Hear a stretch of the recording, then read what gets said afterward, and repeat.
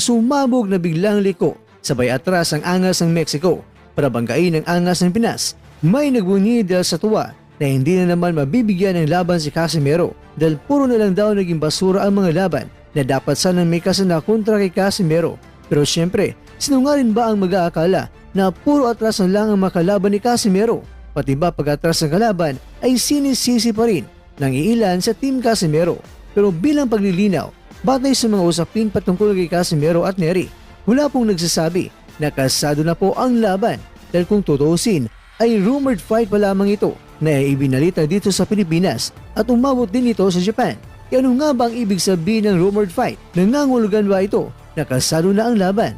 Hindi po, kaya talagang mananatili pa lang itong rumored fight hanggang isa sa dalawang mga kampo ay magkukumpirma nito kung magbibigay na ng linaw.